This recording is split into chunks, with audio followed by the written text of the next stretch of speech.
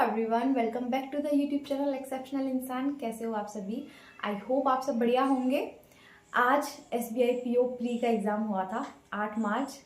पहला दिन था ये इसका एग्ज़ाम का। उसके बाद 16 को है, उसके बाद आई थिंक 24 को है। तो मेरा भी आज की शिफ्ट में एग्ज़ाम था। दूसरी शिफ्ट थी मेरी 10:30 बजे की, और बोल सकते हैं द मोस्ट अवेटेड एग्ज़ाम। और कुछों को नहीं भी था इसका इंतज़ार, क्योंकि 600 वैकेंसीज़ की वजह से काफ़ी कुछ हुए हैं जिन्होंने नहीं अप्लाई किए हैं फॉर्म। लेकिन मैं ये तो बिल्कुल नहीं बोलूँगी कि कम अप्लाई हुए हैं, भाई बिल्कुल कम नहीं हुए हैं। कंपटीशन अब भी उतना ही है। 600 वैकेंसीज़ के लिए लाखों में एप्लीकेशंस आए हैं, और जो भी है मतलब पता है आपको इसके बारे में। तो मैं यहाँ पर डिस्कस करने वाली हूँ अपने अटैम्प्ट्स। मेरे अटैम्प्ट्स कैसे थे, लेवल कैसा था एग्ज़ाम का। तो देखो, मेरा हुआ था 10:30 बजे 8 मार्च आगरा में। आगरा में कौन सा सेंटर था ये बताने की मुझे ज़रूरत है नहीं। तो मेरा 10:30 बजे की शिफ्ट में हुआ था, और आई थिंक 1 घंटे बाद होता है वो एग्ज़ाम शुरू। और मैं फ्री भी ऐसे ही हो गई थी कुछ 1 बजे समथिंग, आई थिंक, मुझे ध्यान भी नहीं है, तो 1-1:30 बजे जो भी है। तो मेरा सबसे पहले इंग्लिश खुल के आई। पहला जो है इंग्लिश का ही था, उसके बाद क्वांट, उसके बाद रीजनिंग। हाँ, यही था।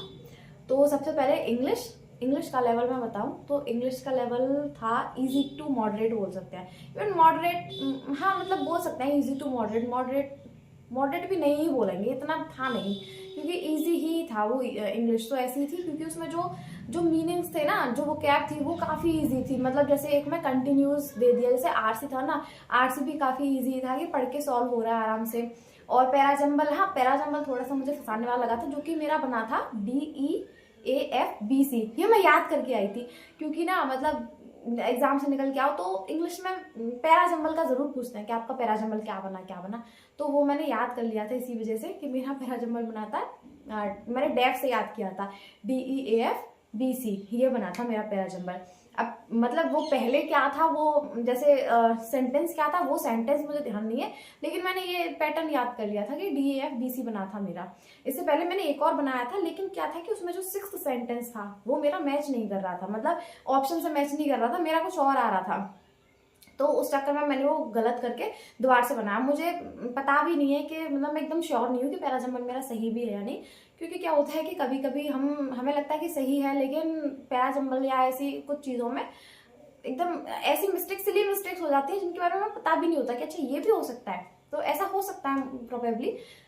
तो पैराजंबल मेरा DEFBC बना था। इसके बाद मैं मीनिंग्स के बारे में बता रही थी। वोकैब जो थी, वोकैब काफ़ी ईजी ही थी। आरसी काफ़ी ईजी था कि पढ़ के हो रहा था आराम से। लेकिन वही है ना कि 20 मिनट में 40 क्वेश्चन कर दिए, तो वो चीज़ थोड़ा सा मैटर करी उधर, कि मेरे कुछ क्वेश्चन छूट गए थे। मतलब कुछ क्वेश्चन में भी कितने छूटे कि मेरे 2 क्वेश्चन छूट गए थे, और जो एक क्वेश्चन मैंने किया था वो तो यार मैंने ऐसे ही कर दिया। वो एक क्वेश्चन तो मतलब ये था कि मेरे पास टाइम था नहीं सोचने का, और मैं ऑप्शंस को पढ़ ही रही थी। मतलब मेरे 3-4 क्वेश्चन छूट रहे थे आरसी में से, क्योंकि मैं यही सोच रही थी कि आरसी जो है, अगर मान लो कि ऐसा आगे एकदम फंसाने वाला, तो मुझे इसी चीज़ का डर था कि अगर आरसी फंसाने वाला आ जाता है तो कहीं ऐसा ना हो कि मैं उसमें फंसी रह जाऊं, और 40 क्वेश्चन करने हैं मुझे 20 मिनट में, तो ऐसा ना हो कि मेरी इंग्लिश बिगड़ जाए। और आगे का भी मुझे नहीं पता कि क्वांट रीजनिंग कैसी होने वाली है। दैट्स वाई मैंने आरसी को लास्ट के लिए रख दिया। पहले मैंने 1 लाइनर्स जो थे, और जो वो थे ना, फिलर्स तो नहीं थे, लेकिन वो था कि फिलर्स नहीं था यार, वो ना कुछ मतलब ऐसे एक पैसेज जैसा दे रखा था, और उसमें मीनिंग्स दे रखे थे। उन मीनिंग्स का शायद सेम मीनिंग लिखना था, ऐसे करके कुछ था, मुझे ठीक से ध्यान भी नहीं है, ऐसा ही कुछ था, है ना। और वो थे जो वो होते हैं ना कि जो अरेंज जो करने होते हैं 1 लाइनर्स में, जो अरेंजमेंट वाले आते हैं, वो कैब को जो अरेंज करना होता है मीनिंग्स को, वो चीज़ थी। स्वैप बोलते हैं शायद उनको, स्वैप वाले, है ना, वो चीज़ थी। तो इस तरीके से कुछ क्वेश्चंस थे, और आरसी एक ही था। बाकी जो ज़्यादा वेटेज था वो उन्होंने ग्रामर की तरफ कर दिया था, मतलब 1 लाइनर्स में ज़्यादा कर दिया था, क्योंकि बाकी सारी चीज़ें तो वही थी। पैराजंबल भी था, एक आरसी था। ऐसा तो है नहीं कि जो उन्होंने 10 क्वेश्चन बढ़ाए हैं उसमें उन्होंने कुछ मतलब कुछ एक्स्ट्रा चीज़, मान लो एक और आरसी ऐड कर दिया हो या एक और पैराजंबल ऐड कर दिया हो, ऐसा कुछ नहीं था। 1 लाइनर्स में को ही उन्होंने और आगे बढ़ा दिया। ये ऐसा इंग्लिश का पैटर्न था। बाकी मुझे इंग्लिश में लग रहा था कि शायद 10 क्वेश्चन बनाया तो क्या पता एक एक्स्ट्रा आरसी दे दे या एक्स्ट्रा पैराजंबल दे दे। लेकिन अगर वो एक्स्ट्रा आरसी या एक और पैराजंबल दे देते ना, तो आई डोंट थिंक कि वो अगला आरसी और हो पाता, क्योंकि यार 20 मिनट में ये सब करना बहुत मतलब सोचने वाली बात है। ठीक है, तो इंग्लिश का मेरा जो टोटल अटेम्प्ट हुए थे वो मेरे 35 अटेम्प्ट हुए थे। मैंने जैसे कि बताया कि 3-4 जो क्वेश्चन थे मेरे छूट गए थे और कुछ क्वेश्चन थे जो कि मुझे आ नहीं रहे थे, तो इस वजह से मैंने छोड़ दिए थे। एक्यूरेसी तुम्हें पता ही है मैं कितना ध्यान रखती हूँ एक्यूरेसी का, तो इसलिए कुछ क्वेश्चन को मैंने छोड़ दिया था और कुछ क्वेश्चन मुझसे हो नहीं पाए थे ड्यू टू टाइम की वजह से। वो आरसी में से कुछ क्वेश्चन छूट गए थे, तो मेरे 35 बने थे, जिसमें से कि मैं अगर गलत बताऊं अपने तो गलत मेरे देखो, जैसे मैंने बताया कि एक्यूरेसी का मैं ध्यान रखती हूँ, तो वैसे तो सारे मैंने सही ही किए अपनी तरफ से, लेकिन कभी कभी होता है कि इंग्लिश में मिस्टेक्स हो जाती हैं। तो अगर मान लो बाई चांस मेरा पैराजंबल गलत हो गया, तो देखो आगे के जो 2-4 हैं उनके लिए तो मैं श्योर हूँ कि वो DEF मेरा सही है। हो सकता है उसमें 2-1 क्वेश्चन गलत हो जाए, तो चलो मैं उसमें से 3 क्वेश्चन गलत मानूं और 2-4 मेरे वैसे गलत हो गए, मतलब 4-5 अगर मैं गलत मान भी लूँ तो 35 में से 5 गए, 35-30, तो मतलब ये है कि 20 to 25 अराउंड मेरा हो जाएगा उसमें, ठीक है। तो इतना मैं करके आई थी। उसके बाद आया मेरा क्वांट, तो क्वांट यार काफ़ी कैलकुलेटिव थी। I am not a full time aspirant, पता है आपको कि वर्क के साथ साथ मतलब क्लर्क हूँ मैं SBI में, तो उसके साथ मैं कर रही हूँ। तो उतनी अच्छी मैंने प्री की तैयारी नहीं करी थी। प्री का ठीक है, जितने मॉक हो गए उतने हो गए, कोई एक्स्ट्रा बहुत ज़्यादा एफर्ट नहीं लगाया। तो अगर मैं उस हिसाब से भी बताऊँ और अगर नॉर्मली भी मैं बताऊँ, जो कोई फुल टाइम एस्पिरेंट जो है, अगर मैं उसके हिसाब से भी बताऊँ तो भी यार क्वांट कैलकुलेटिव थी। जो मुझे लगा क्वांट मुझे कैलकुलेटिव वाकई लगी थी, क्योंकि मैंने गाइडली के मॉक दिए थे और उसके मॉक्स के हिसाब से मेरे गाइडली में बन रहे थे 20+, मतलब 24, 22, 25 इतने पहुंच रही थी मैं। और 30 पे नहीं पहुंच रही थी, क्योंकि जब मैं पहले फुल टाइम एस्पिरेंट थी तो मेरे 30 हो, मतलब ठीक है 30 नहीं हो रहे थे तो 25+ तो हो ही रहे थे, बट इस बार मेरे 25 तक ही जा रहे थे। तो मुझे ये लग रहा था कि जब मॉक में मेरे इतने जा रहे हैं तो एग्जाम कितना ही डिफिकल्ट आएगा, तो एग्जाम में तो मेरे 25+ हो जाएंगे। तो वो चीज़ थी कि वहाँ पे मेरे 20 भी नहीं पहुँच पाए थे पूरे, क्वांट में मेरे कम रह गए थे, क्वांट में मेरे 16 थे। मॉक में मेरे जा रहे थे गाइडली के मॉक में मेरे 20+ हुए थे, 20, 22, 24 इस तरीके से, लेकिन वहाँ पे मेरे कम हो गए, 16 ही रह गए थे, क्योंकि क्वांट मेरे को कैलकुलेटिव लगी थी और मेरा सिलेक्शन ऑफ क्वेश्चन भी अच्छा ही है। तो उस हिसाब से भी मैं देखूँ तो यार DI भी कैलकुलेटिव थी। मतलब प्री के हिसाब से देखो, अगर मैं देखूँ तो जिस तरीके की DI आनी चाहिए कि एक पाई चार्ट दे दिया, उसमें से डेटा निकालना है और फिर उसी के बेस्ड पे क्वेश्चन है, इस तरीके से होना चाहिए। लेकिन वहाँ पे जो था PO का प्री, वो इस तरीके से था कि उन्होंने 2 पाई चार्ट दे रखे थे और दोनों पाई चार्ट से डेटा निकालना था। डेटा निकाल के जो क्वेश्चंस थे वो भी डायरेक्ट क्वेश्चन नहीं थे, वो भी क्वेश्चंस भी कैलकुलेटिव थे, तो इस चक्कर में उनमें भी टाइम लगा था। और एक और DI थी वो तो मैंने छोड़ ही दी थी। मतलब वो होती है ना यार, मैं तो नाम भी भूल गई हूँ, प्रिपरेशन नहीं करी है तो, मतलब वो होती है ना जिसमें डेटा दे देते हैं, क्या बोलते हैं उसको, जो भी बोलते हैं, क्या यार दिमाग से निकल गया, तो मतलब जो भी बोलते हैं, तो वो जिसमें डेटा रहता है और वो डेटा हमको खुद से निकालना होता है, वो टेबल वगैरह बना के, ऐसे ही करके DI दी थी। और उसमें क्या था कि 2 क्लास थी, 2 क्लास में से टीचर्स और स्टूडेंट्स पार्टिसिपेट कर रहे थे, और टीचर्स और स्टूडेंट दोनों में ही मेल्स और फीमेल्स थे। तो अब खुद सोचो कि अगर 2 क्लास है, अगर उसमें से 2 चीज वो दे दें, मान लो या तो टीचर और स्टूडेंट दे दें या फिर मेल फीमेल दे दें, तो मैं कर लेती हूँ उसको। लेकिन जैसे ही मैंने वो DI उठाई भी, लेकिन जैसे ही मैंने ये चीज देखी ना कि इसमें 4 चीजें निकल के आ रही हैं, टीचर, स्टूडेंट, मेल फीमेल, और उसमें भी वो DI में डेटा खुद से नहीं दिया हुआ है, वो हमें निकालना है वो डेटा जो है। तो वहीं पे मैंने ये चीज छोड़ दी कि इक्वेशन वगैरह बनेगी यहाँ पे, तो उस चक्कर में मैंने वो DI छोड़ दी वहीं पे, उसको मैंने अटेम्प्ट नहीं किया। इसके बाद एक आध DI और थी जो मैंने अटेम्प्ट करी थी, और यार उसके, अरे यार क्या मैं नाम भी भूल जाती हूँ, नंबर सीरीज के मेरे से नंबर सीरीज के क्वेश्चन आए थे 1-2, तो वो मैंने बना लिए थे, 1-2 नहीं भी बने थे उसमें। और सिंप्लीफिकेशन में मेरे 3 बने थे, मतलब बनेगा 3 ही आए थे, 3 ही बने थे, तो तीनों बना दिए थे मैंने। उसके बाद कुछ अर्थमेटिक थी जिसमें कि एजेस वाले क्वेश्चन था, एक पार्टनरशिप का भी था, टाइम एंड वर्क का भी था, तो ऐसे करके एक आध क्वेश्चन मैंने ढूंढ के निकाल लिए, छांट छूट के। और जो मेरे को ऐसा लग रहा था कि जिनमें एक्स्ट्रा टाइम देना पड़ेगा, जो कि 1 लाइनर्स है, अर्थमेटिक के हैं, लेकिन एक्स्ट्रा टाइम लगेगा उनमें, तो वो ऐसे क्वेश्चन को मैंने छोड़ दिया। तो इतना मैंने खींच खांच के 16 मार्क्स निकाले जैसे तैसे। उसके बाद रीजनिंग, तो रीजनिंग हाँ मैं बोल सकती हूँ ईजी टू मॉडरेट थी, उसमें जो पजल मेरे को ऐसी लगी जो मतलब नहीं पकड़नी है पहले, वो पजल थी कि उसमें क्या था कि फ्लैट एंड फ्लोर वाली थी, कि जैसे 2 फ्लोर हैं पी एंड क्यू, और 6 वो हैं, सॉरी 2 फ्लैट हैं और 6 फ्लोर हैं, इस तरीके से था। और 6 फ्लोर पे इस हिसाब से 12% हो गए, और उसमें कोई वैकेंट भी नहीं था, 12% है। और उसमें ना साथ में वो चीज और दे रखी थी, एक दूसरा वेरिएबल और दे रखा था उन पर्सन के अलावा।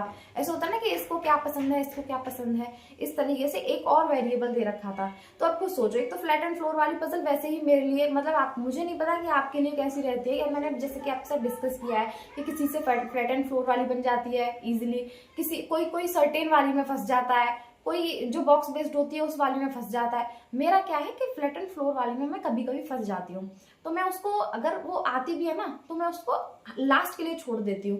तो मैंने पहले तो जैसे मैंने देखा कि फ्लैट एंड फ्लोर है, मैंने वो लास्ट के लिए छोड़ दी।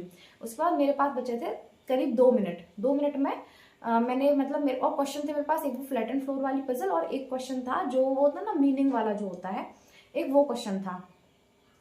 तो ये 2 क्वेश्चन बचे थे, तो पहले मैंने सोचा कि मीनिंग वाला क्वेश्चन कर लेती हूँ। मैंने मीनिंग वाला क्वेश्चन पकड़ा, फिर मैंने ये सोचा कि यार 2 मिनट है, उसमें भी एक क्वेश्चन मैं कर पाऊंगी, अगर मेरे से पजल बन गई तो उसमें मैं 3 क्वेश्चन कर सकती हूँ, मतलब 2 से 3 क्वेश्चन तो हो ही जाएंगे। तो फिर मैं तुरंत भागी पजल की तरफ। तो मैं जानती, फिर मैंने ये सोच लिया था कि लास्ट के जो मतलब अगर ये पजल स्मूथली बनता गया तो ठीक है, लेकिन लास्ट के जैसे 50 सेकंड्स जो होंगी, 50 सेकंड बचेंगी, और उसके बाद भी ये पजल मेरे से नहीं बन पा रही, उसमें मैं कंफ्यूज होती जा रही हूँ, तो 50 सेकंड में क्या ही कर लूंगी, तो फिर मैं इस क्वेश्चन पे आ जाऊंगी।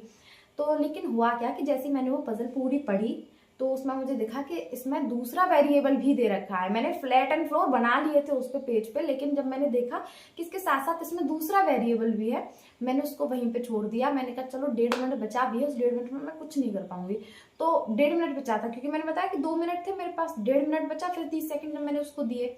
फिर उसके बाद मैंने तुरंत में उस वाले जो दूसरा वाला क्वेश्चन था, जो मीनिंग वाला क्वेश्चन था, मैं उस पर आ गई। उसमें बना था मेरा आर, मतलब उसका आंसर था ऑप्शन में आर, क्योंकि देखो जो वो आ रहे थे ना, जो 4 वर्ड आ रहे थे, 4 लेटर्स जो आ रहे थे उसमें वो थे GERM, ये थे। तो जो उसमें मुझे बनना था वो जर्म ही मिल रहा था, जर्म है ना, GERM। इसके अलावा मुझे एक मर्ज जो होता है MERGE, लेकिन उसमें मर्ज में मतलब मैंने सोचा था कि मर्ज बन गया, लेकिन उसमें एक ई और होता है ना बाद में, तो वो मर्ज नहीं बन रहा था, तो मुझे इसमें जर्म ही दिखा। और इसके अलावा मुझे नहीं पता, अगर और कोई वर्ड है तो let me know in the comment section. तो ये जर्म मुझे मिला था, तो इस हिसाब से उसमें राइट से सेकंड पूछा था, तो वो आर बन रहा था, तो आर हो गया। तो इस हिसाब से मेरे उसमें एक पजल छूट गई थी, और वो पजल वाकई थी भी छोड़ने लायक। तो मेरे उसमें बने थे 25 क्वेश्चंस। और एक चीज़ और जो मैं शेयर करना चाहूँगी कि जब मैं पहली वाली पजल जब मैंने खोली, तो वो थी एज वाली पजल में, जो लास्ट में जो नवंबर था वो लिखना मैं भूल गई थी। 8 जने थे शायद, मैंने 7 ही लिखे थे। उस चक्कर में ना मेरा थोड़े 2-3 मिनट खराब भी हो गए थे। तो एक तरीके से जैसे 20 मिनट मिलती है ना, मैं 16 मिनट पे थी, मतलब जैसे 16 मिनट बची थी मेरे पास, ऐसा नहीं कि 16 मिनट हो गई, 16 मिनट बची थी मेरे पास। और उन 16 मिनट में तब मैंने वो मतलब उन 16 मिनट में मैंने वो 25 क्वेश्चन किए थे, क्योंकि शुरू की जो 4 मिनट थी ना, वो उसी चीज़ में थोड़ा खराब हो गई कि मैं नवंबर नहीं लिख पाई थी, नवंबर लिखना मैं भूल गई। और उसके बाद जब मैंने दोबारा से देखा, तब मुझे पता चला कि इस वजह से इसमें गड़बड़ी हुई। तो पता है उस टाइम भी मुझे लगा कि अब तो यार टाइम तो निकल गया, 16 मिनट में कितने क्वेश्चन कर लूंगी, वही 20-25 मतलब 20-22 क्वेश्चन हो पाएंगे, 25-30 तो नहीं हो पाएंगे। लेकिन जब मैं गई थी उस टाइम पे मुझे लग रहा था कि शायद 30 भी हो जाए, तो ये चीज़ मुझे लगी थी। तो हाँ, पर ठीक है, हो गया, 25 क्वेश्चन हो गए। तो ऐसे करके ओवरऑल जो मेरे अटेम्प्ट बन रहे हैं वो बन रहे 35 + 16 + 25, तो मेरे हो रहे हैं टोटल 76 अटेम्प्ट, जिसमें कि जो मैंने हिसाब लगाया है मार्क्स का, तो देखो 25 और 16 वो तो है ही पूरे, कि वो तो आने ही आने हैं। तो 25 और 16 कितना हो गया, 41, 41 ही हो गया। 41 और 35 में से मुझे लग रहा है कि अगर 20 मार्क्स भी आ गए तो यार 61 मतलब ठीक है, 65 तक पहुंच रहा है स्कोर, तो इतने में तो हो जाना चाहिए। और मैं क्या ही बोलूँ यार, 600 वैकेंसीज है, मैं कुछ प्रेडिक्ट नहीं कर सकती क्या कट ऑफ है, क्या कट ऑफ रहेगी, क्या वो, क्योंकि मुझे SPPO का मैं मतलब मुझे ज़्यादा नहीं पता, मैंने पिछली बार भी नहीं दिया था, तो मुझे ज़्यादा पता भी नहीं है इसके बारे में कि क्या कट ऑफ रहती है, क्या है, क्योंकि मैंने पिछला कुछ एनालाइज भी नहीं किया है कि पिछली बार कितनी कट ऑफ गई थी, कितनी वैकेंसीज थी, मुझे लिटरली कुछ नहीं पता। मुझे बस इतना पता था कि PO आ रहा है और मुझे देना है, बस ये था। और आपकी कौन सी शिफ्ट थी, या फिर अगर हो गया है तो, अगर नहीं हुआ है तो फिर कब है आपका एग्ज़ाम, कौन सी शिफ्ट है, अगर हो गया तो let me know your attempt in the comment section, और कैसा हुआ, कैसी शिफ्ट थी आपकी। और एक और चीज़, जो थर्ड शिफ्ट थी वो मैंने सुना कि थोड़ी डिफ़िकल्ट आई थी, तो let me also know about that one shift, कि आपके अगर उसमें था तो आपके कितने अटैम्प्ट हैं और शिफ्ट आपकी कैसी थी। अगर मैं अपनी शिफ्ट को बताऊं तो मेरी शिफ्ट ईजी टू मॉडरेट थी, क्योंकि क्वांट काफ़ी कैलकुलेटिव थी, इंग्लिश ईजी थी, और रीजनिंग जो है ईजी टू मॉडरेट थी। तो इस हिसाब से मेरी ओवरऑल शिफ्ट को अगर मैं बताऊं तो ईजी टू मॉडरेट शिफ्ट मुझे लगी थी। बाकी आपकी शिफ्ट कैसी थी और आगे वाली शिफ्ट के बारे में क्या प्रेडिक्शन है, कट ऑफ वगैरह जो भी आपका डिस्कशन है वो आप कमेंट सेक्शन में कर सकते हैं। एंड यहीं पे मैं अपना वीडियो एंड करती हूँ। अगर आपको प्रिपरेशन के रिगार्डिंग कोई बात करनी है, कुछ भी कोई भी डाउट है, तो फिर आप टेलीग्राम पे हमारे साथ जुड़ सकते हो। टेलीग्राम चैनल की लिंक मैं डिस्क्रिप्शन में प्रोवाइड कर दूँगी। और बस यही, अगर आपके एग्ज़ाम के लिए ऑल द वेरी बेस्ट। जिनका नहीं हुआ है, जिनका हो गया है, वो टेलीग्राम पे डिस्कशन करने आ सकते हैं। कमेंट सेक्शन में मुझे अपने अटेम्प्ट बता सकते हैं। और बस यहीं पर वीडियो एंड करती हूँ। Thank you, bye bye, take care.